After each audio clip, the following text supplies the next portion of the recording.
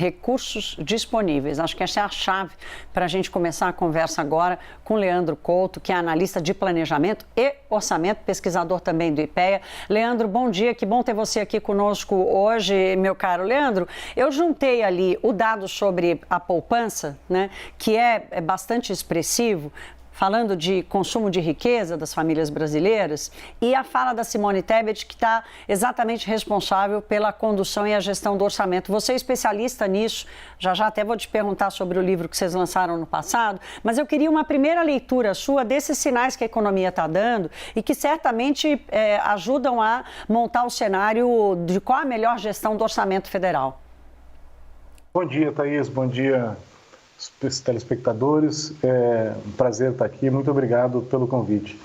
Pois olha, eu achei a fala da ministra ontem, na sua cerimônia de posse, uma fala muito boa. Eu acho que ela foi muito bem pautada e reconhece o desafio que é a gestão do orçamento público, né? Ela fala isso em determinado momento do seu discurso, dizendo que é o desafio mais difícil que ela vai ter, talvez não o mais importante, ela ainda fala, mas o mais difícil certamente, que é a gestão do orçamento público. Isso porque, como você comentou do livro, a gente tem pesquisado muito sobre o processo e os regimes de governança orçamentária no Brasil, e uma marca bastante nítida nos últimos anos é a instabilidade das regras orçamentárias para fazer a gestão do ciclo do orçamento público, né? A cada ciclo orçamentário, a gente vê mudanças de regras profundas, muitas delas com um peso constitucional.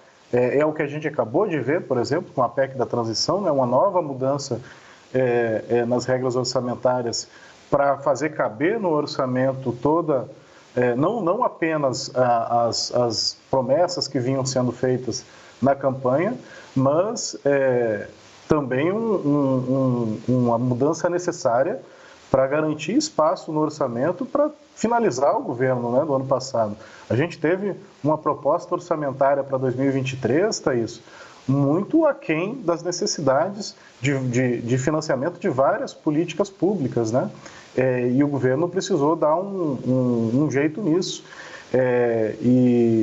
Enfim, e agora está nas mãos da Simone Tebet fazer a gestão desse grande desafio que vai ser o orçamento público em 2023.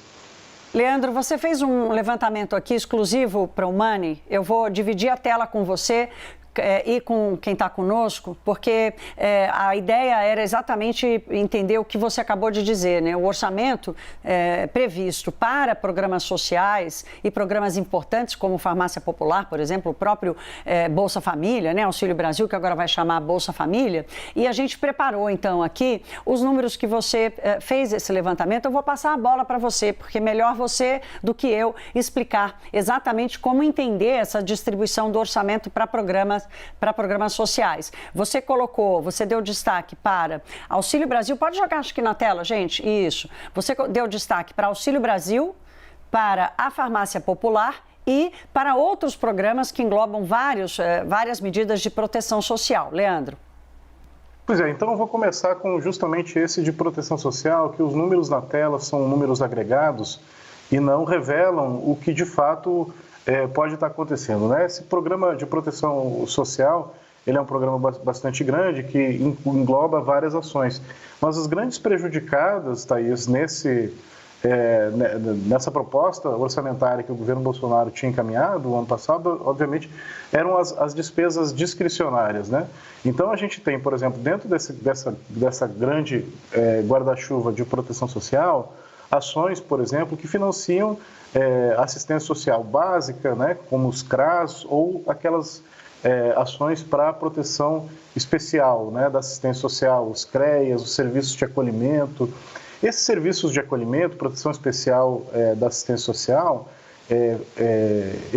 empenhou, né, assim, como a gente fala, o empenho de fato, o primeiro passo da execução. Então, o governo executou em 2022 cerca de 330 milhões de reais para esse serviço de proteção social especializada. Aí na proposta orçamentária para 2023, eles tinham previsto 16 milhões de reais. Eles já tinham executado em 2022 algo algo em torno de 330, e a proposta vai com 16 milhões. O mesmo vale para outro, por exemplo, para a farmácia popular, né, onde a gente consegue ver os dados na tela, de 2,5 bilhões propostos, gastos empenhados em 2022, a proposta orçamentária foi encaminhada com um valor de 841 milhões. Obviamente que isso já vinha num processo de financiamento, de subfinanciamento crônico nos últimos anos, e o novo governo se deparou, então, com esses desafios, esses vários buracos, lacunas, né, no orçamento público.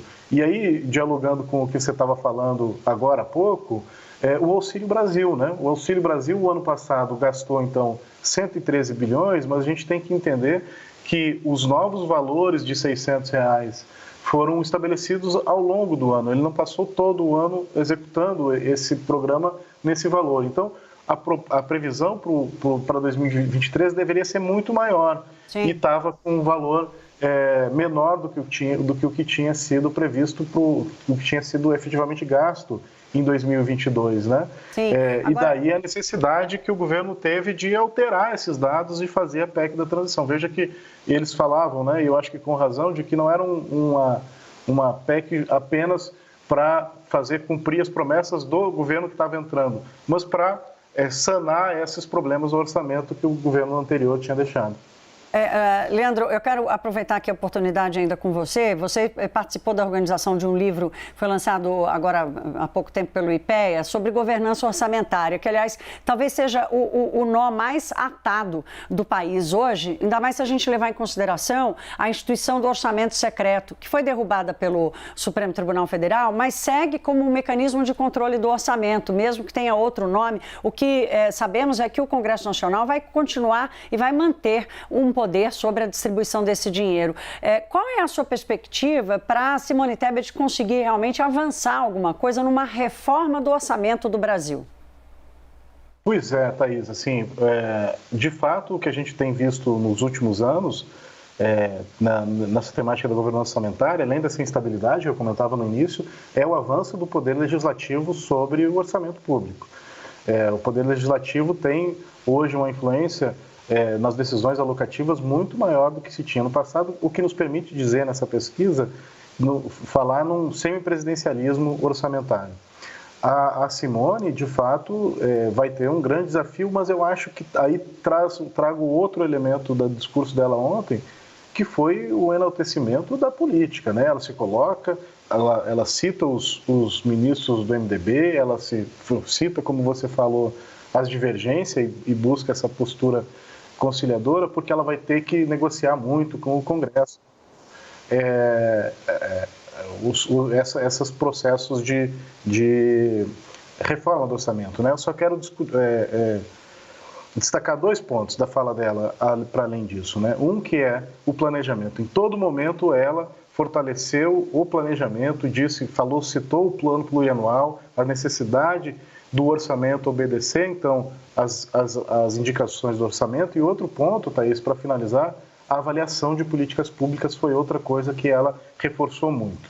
Isso é um grande desafio, como conciliar os processos de avaliação com os processos alocativos no orçamento público.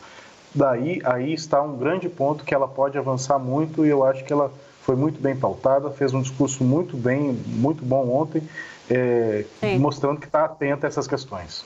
Aí está a governança do orçamento, né? Quer dizer, fazer a avaliação e alocar o recurso naquilo que é mais eficiente, né, Leandro? Acho que esse é o desafio e eu vou contar com você para voltar aqui ao Money, participar e ajudar a gente, porque é um tema árido para muitos brasileiros, mas como eu costumo dizer, política fiscal é exercício cidadão. Acompanhar como esse dinheiro está sendo alocado, como está sendo discutido e especialmente como está sendo avaliado, é o nosso papel aqui. Eu te agradeço a participação hoje no Money. Bem-vindo, volte sempre. Obrigado, gente. Bom dia, Thaís. Bom dia a todos e todas.